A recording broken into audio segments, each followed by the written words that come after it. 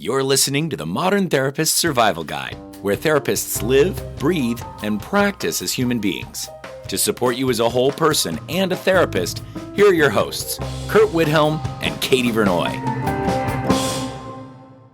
Welcome back, Modern Therapists. This is the Modern Therapist Survival Guide. I'm Curt Widhelm with Katie Vernoy, and this is the podcast that talks about all of the things that come up for therapists, things in our work life, things in our personal life. And Katie and I have been talking about doing an episode like this for a while, and well, neither one of us could convince our actual partners to join us on the podcast. We did want to do an episode about how our training, our jobs affects the relationships with the people that we are with. And we've explored this a little bit in the past as far as some of our episodes on dating as a therapist or those kinds of ideas that focus a little bit more on, maybe before you're in long-term relationships with people. And this episode is kind of a gathering of ideas and stories and observations that we've had about people who've been in long-term relationships with therapists. And we're not talking necessarily about people who are, married to another therapist. That's just a lot of weirdness that we didn't really get into in our research with this. That might be a future episode here.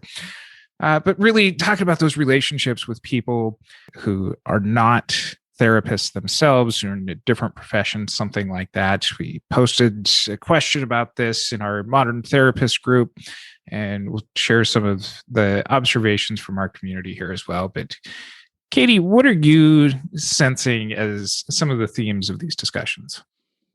Well, I think the most positive part, because I feel like we have a lot of things. This is a positive sandwich. We're going to go positive, critical, and end the episode on positive. So, all right. So we'll first slice of positive. bread. The first slice of positive is insight that therapists have into relationships, into emotions. I saw, and when I asked my husband, it was this too. It was, I've learned about people who are different than me that I don't know that I necessarily would have had that experience, and getting insight into people and relationships and that kind of stuff.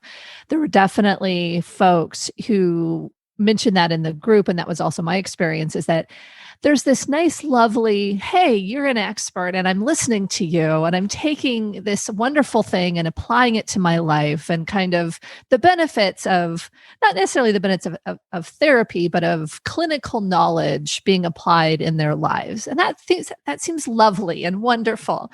And it leads very specifically into, I think, two different pieces of feedback, which were expecting to be the expert on these things and always in the therapist role.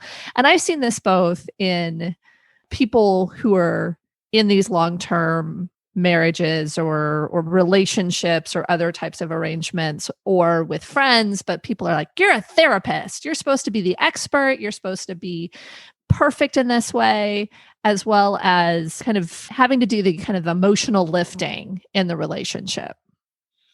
And a lot of us have been told this as advice from very early on in our careers. Don't be your partner's therapist. Yes. And I know that sometimes, we also hear from our partners of like the other half of this, stop therapizing me, stop analyzing every single thing that I say.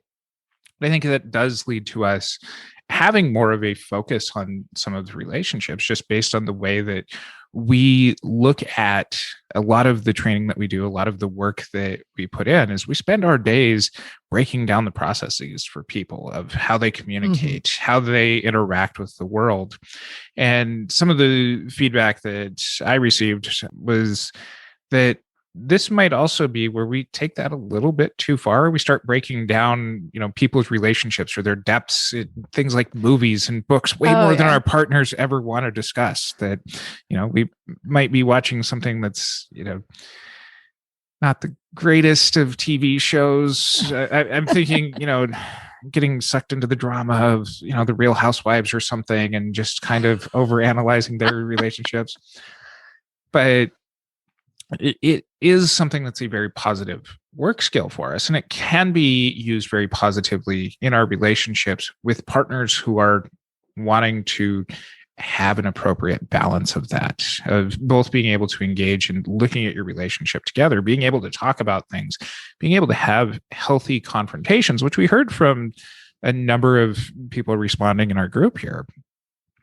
And it's when it becomes kind of that imbalance that there's a lot of emphasis there that feels like more emotional lifting, that we've spent 6, 7, 8 hours out of the day doing this with our clients to then turn around and have to continue to do that emotional lifting with our partners can foster some major relational imbalances there. Yeah. I think there's a few different things that you're talking about. So I kind of want to lay some of them out. I think one is this fascination that we have around how people work, how relationships work. And I think if our partners just aren't into that, I think there can be that conflict there. But if they are, it could be interesting to them. And so I think that one's just kind of like, okay, that's interesting. Did you hear that people were like getting really negative feedback, like stop analyzing things like that are not within the relationship, like just like movies or something? I haven't, but I have heard from people throughout my career, people who come to me for advice or just, sharing things about their lives, even my friends, saying that their partners are like, you want to talk about our relationship all the time. And it's something that can be burdensome for partners in that capacity. So it's not necessarily just our fascination with how things work, but really it's about our navel gazing, so to speak, around our relationships, our wanting to dig into it. And I wonder, and I just had this thought while you were talking, because I was not a therapist for many of the first, I'm trying to think, I wasn't a therapist or even in psychology when I guess I was majoring in psychology. I met my husband in college, but I didn't get married as a therapist. I was not a therapist. I didn't think I was going to be a therapist when I got married. And so there wasn't that expectation that was there. And so the way that we developed our relationship didn't seem to have that in it, even when I was studying to be a therapist. And maybe it's just my own personal style, but I think if you start a relationship as a therapist, and we had some folks talking about how hard it's to date as a therapist. Obviously, we do have an episode on dating as a therapist. I don't know that we got into that particular topic. We may have to circle back to that. But I wonder if developmentally there's different types of ways that it enters a relationship if you start the relationship and you're already a therapist, or if you don't, you're not a therapist when the relationship starts. So I got married 3 weeks before I started my grad program. So like you, was a psychology major and started dating, and we dated for several years before we got married. I remember especially going through my couples and family therapy classes of successful couples do this, let's just do this. And that being a part of our relationship. And my wife went along with it, and we still practice a lot of those things today. Nice. I can only imagine what it would be like to start dating at this point in my career of being a therapist. But I would have to imagine that I would have higher expectations of people having done their own work in this part of my relationship. I think it's just that not necessarily wanting to spend, the amount of time of waiting for somebody to come along or catch up and being able to look at how a relationship works that would be entering into a relationship later. We're getting a little off topic as far as moving back into kind of this dating scene here. Sure. And so I want to go back to some of these other responses that we have. And one of the very consistent themes that we see is not being able to talk about work at the end of the day. Yeah. And having kind of a secrecy. One of our commenters partners said that it was like they're married to somebody who's in the CIA, that they can't talk about anything. And there's a lot of work stuff that we have happen during the day that due to confidentiality reasons, we don't share. And even having a very limited way of being able to talk about our day of remember this client that frustrates me? I had a bad session with them. For people who are very focused on talking about all of our relationships, we don't get to share in a lot of that with our partners. And that requires a lot of trust into not being able to really share all parts of our lives. I think it can play out differently in different relationships, because I think for me, having specific parameters around how a day is talked about, what's most important to me and what's most important to my partner. I think oftentimes if you're able to say, okay, these are the things I can talk about, this is what's most important for me. And this is mostly like when I was working in an agency, but it was more important for me to talk about whether or not I had a hard day, if it was something that was worrisome in a specific way, and what type of support I might need. Yes, I can't process what exactly happened, and hopefully I have colleagues or supervisors or that kind of stuff to process the exact confidential event. But my response and the support that I'm needing, I think it's much more important in my relationships with colleagues or with my supervisor or my supervisees. Like, those are the types of things that I find is actually more connecting. And so being able to talk about myself, it actually made it much more connecting for me and my husband, because we were able to talk about the things that impacted us individually, very much a process conversation versus a content conversation. And I think as therapists, if we can actually teach our partners to do that, it ends up being very rich, because it's like, how did I take things in, and what are the things that are going on, and what are the broad themes? And, and so, yeah, it can feel like the CIA, but I think having been in it so long, I think if there's an understanding and a boundary around it, I think it feels less and less onerous. And there's just that kind of like, oh, well, I can't talk about that. Because I even had my mom recently say, oh, so why was that person blah, blah, blah? And I was like, I can't tell you anything about this, Mom. Like, I just had a weird call today. She's like, oh, yeah, sorry, I forgot. And so I think it's something where being able to understand the boundaries, I think, can help with that. But it is weird. I think a lot of people have other things. Maybe I've been in it so long, it doesn't feel as weird anymore. But. And it's also strikes something where, for our partners who are not part of our field, that there's this vague understanding of us helping people and not really understanding how. Yes. There's the show up for sessions, talk about difficult things, but not even being able to know that our partners are going to handle a lot of the difficult material that we end up talking about with our clients.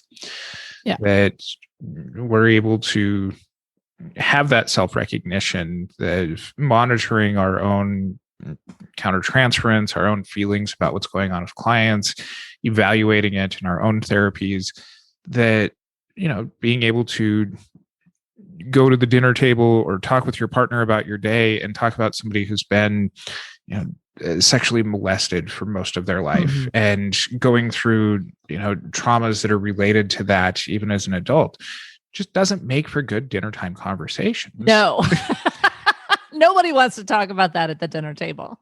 But especially if they're not people who handle difficult material themselves or don't want to engage in that if that makes up a very significant portion of our day, that can create another gap in those relationships with our partners.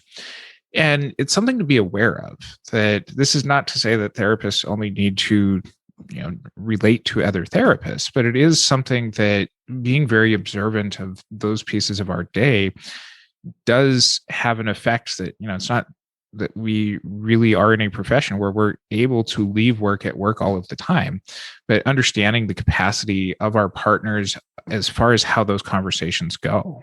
And I think it's also, this is probably very person by person. I mean, I think there are times when I'm deeply impacted by content and I feel a need to process. And if I process the actual content with an appropriate colleague, I think that's part of it. Part of it is, if I process my emotional response to it and kind of thematically say, yeah, I was talking about sexual abuse today and it kind of brought these things up and I'm having a hard time and blah, blah, blah. I can do that with my partner because I'm not giving any confidential information away. And whether or not that can sit on like dinner table, maybe not, maybe, but like saying, hey, I had a hard day and this is why. I think determining if you have space for that in your relationship, and if not, where can you get those needs met? But I think I don't want to talk about that stuff at the dinner table either. Like it's like I want to I want to have that separation, and I want to be talking about what he's been doing for the day, or what our plans are for the weekend, or the latest topic in the news or something like that. And so I think it potentially is also person by person. I'm not a therapist that likes talking about therapy. We just recently had an episode with Doug Friedman. He's like, yeah, I hate talking about therapy. And now I've got a podcast where I'm always talking about therapy. I find that humorous because I also have a podcast talking about being a therapist. And I'm like, I don't necessarily want to be talking about it, but apparently I do. But in my regular life, I think I like having that switch and not having that thing. And sometimes I can't even speak after work because I'm so exhausted and don't want to have conversations. So I think. Oh, and I want to add on to that point. Yeah. Because this is something that definitely is in my household too, but especially during the pandemic, of the inability to just leave work at work. Yeah. There's no place to go with it. So when we leave those sessions exhausted, and I have elementary school age kids that our work has, definitely, our work as parents has definitely gone more to my partner's side of things, because she has the job that can be interrupted all day long when kids need things. And that is something that is really, really difficult in relationships, to be able to feel like there's a balance in parenting. That's just in general. We know that from our couples work. But we don't have the kinds of jobs that can be interrupted. We go and lock ourselves away. And then to leave sessions exhausted and try and make up for any of the parenting that we haven't done all day long, while creating our own space. It's not like, okay, I get done with a 50-minute session and I have 10 minutes to do notes, go to the bathroom, get over what just happened and prepare for the next session. It's also trying to add in 8 minutes of parenting in that space too. Yeah. And so some of these balances, especially during the pandemic, have been even greater heightened, because even though we're physically present more, we're not any more emotionally present unless we intentionally take some steps to help figure out that balance or recalibrate with our partners. Yeah.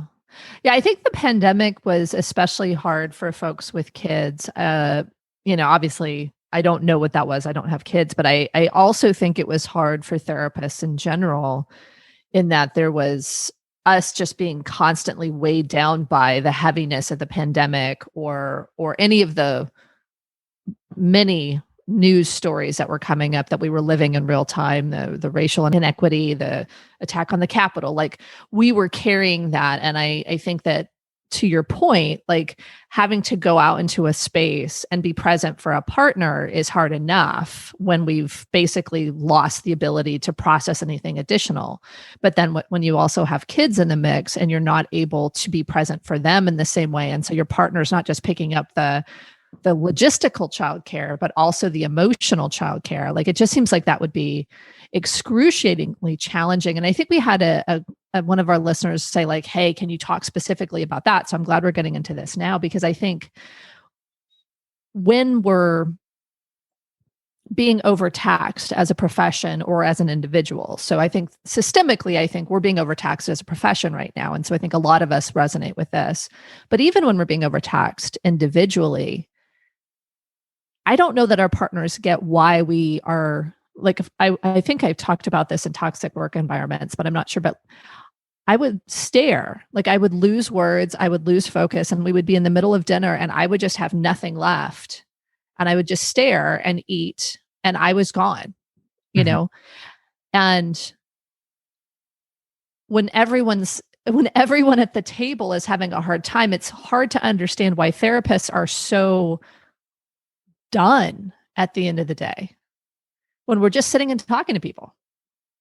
And, it's even, the other ways that we tend to just kind of dissociate, My wife complains, that I'm on my phone all the time, just doing absolutely nothing. And it's I relate to that complaint, in fact. Put my phone down here and stop. But just one of those ways of low key not dealing with stuff, of just wanting to zone out because of the heaviness of what we're doing, and without having the consistent opportunities to engage in self-care. Because I saw a tweet the other day that was from another mental health professional that was about how hard it is right now to turn away people who need mental health because we don't have any more space to give.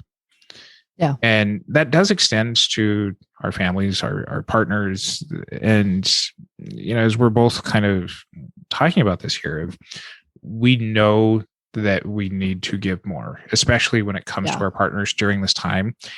And this being a crunch time that is affecting us and all of our clients, that our partners are unfortunately some of the people who get pushed to the side a little bit in order for us to take care of everybody else. And this leads to, some of those tropes about, being a therapist kid, of like, recognizing that your parents are taking care of everybody else, potentially even at the cost of you. That, there's a lot of benefits to this. There's a lot of things that when we do recognize these processes and we do something about them, that they can be addressed. But we're at a particularly vulnerable time right now where our profession's being called up to be there for a lot of people who are struggling right now. As you were talking, I kind of was imagining what a partner of a therapist might need. Like what skill sets do they need? And I think resilience, resourcefulness, independence, I think all of those things are really important. Having done at least some of your own work, because you can't hide. But at the same time, I was thinking about that and recognizing that having that capacity doesn't mean that you're going to have that all available to you all the time. And I think in normal circumstances, under normal conditions in the world, we can find our strength and our resilience, our resources. And it becomes about, as a therapist, am I balancing my life in a way where I can show up in the relationship in the agreements that I have with my partner?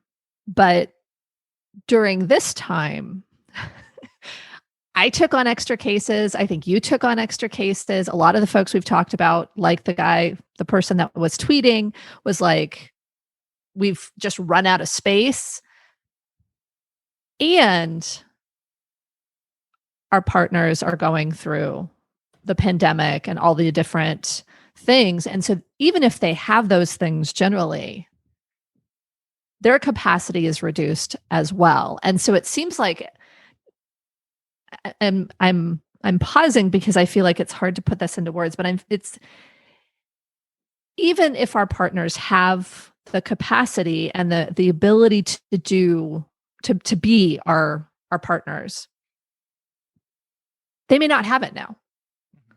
There just may not be the resources there. And I think that's the thing that I think a lot of people I've talked to have experienced, is that there's needed to be more intentional conversations and may not even be the capacity within the relationships to have those conversations because of how depleted everybody is. And with further expectations that because you're the therapist, that you should then recognize and be able to do something, which turns this, horseshoes it right back around to some of the issues that we have even outside of the pandemic. Yeah. Yeah. Which is, we are still humans and we aren't therapists within our relationship. We have knowledge, but that doesn't mean we're not going to be emotionally dysregulated or irrational. And no one can, but I think that there's a different expectation that I was hearing from a lot of the comments anyway in our Facebook group. And certainly I've experienced it, not with my husband as much, but with other people in my life, that I have to be this perfect emotionally intelligent individual at all times. And it's just not realistic. So to finish up our sandwich here, ending with another positive slice of bread,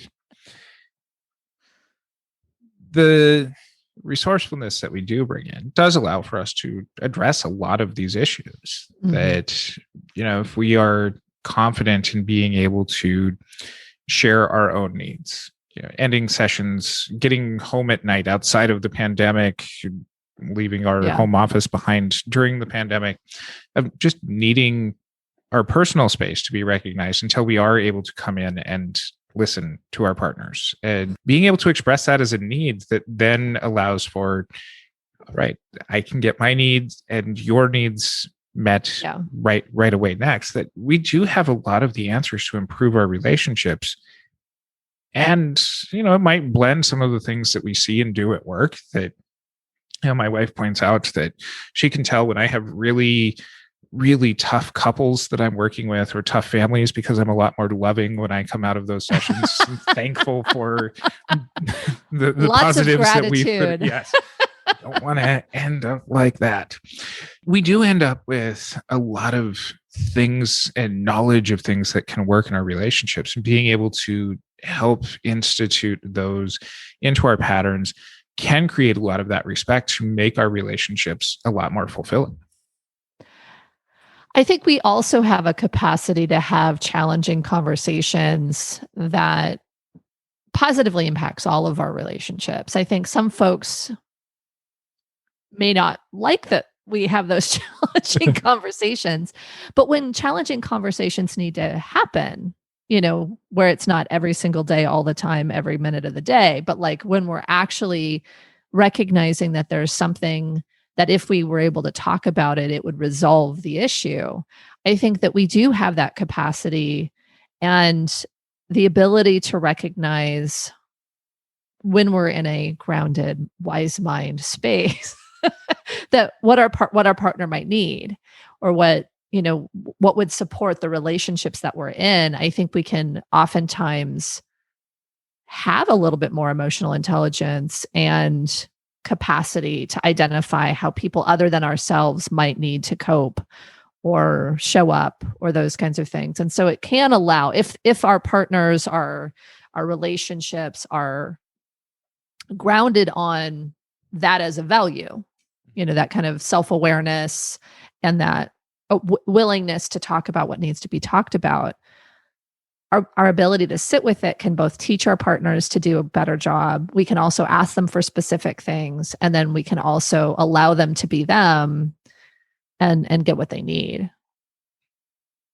And especially when we are working through, partners who really don't understand what we're doing, that, there's a comparison of, you only worked 5 hours today. I worked 8 or 9, and some other job that, not understanding that it's not just us sitting and kind of half listening to a, meeting about TPS reports or something like that. Or writing a TPS report. Right. That we are present, and that is exhausting and does not necessarily translate over, but being able to have the patience of explaining the type of work that we do with our partners helps us to bridge some of those things. So that way we're helping to get that other perspective of the kinds of work that we do, and where we don't necessarily have that easy start and stop to our day, that the things that operate in the back of our minds do need the space to be, compartmentalized. And we do have those skills to be able to help, our partners come around and be able to see the stuff that we do, even if we have to maintain that confidentiality. Exactly. We would love to continue hearing your thoughts on all of this. You can join our Facebook group, the Modern Therapist Group. Let us know on any of our social media, your stories about ways that your partners have reacted to you being a therapist. And if you're wanting to share with, if there is a long future-oriented episode of therapists being married to therapists and how those relationships look, you can share those stories as well.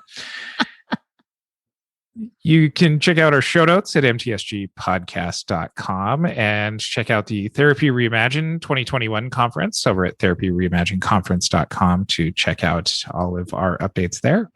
And until next time, I'm Curt Whithelm with Katie Vernoy. Thank you for listening to the Modern Therapist Survival Guide. Learn more about who we are and what we do at mtsgpodcast.com. You can also join us on Facebook and Twitter. And please don't forget to subscribe so you don't miss any of our episodes.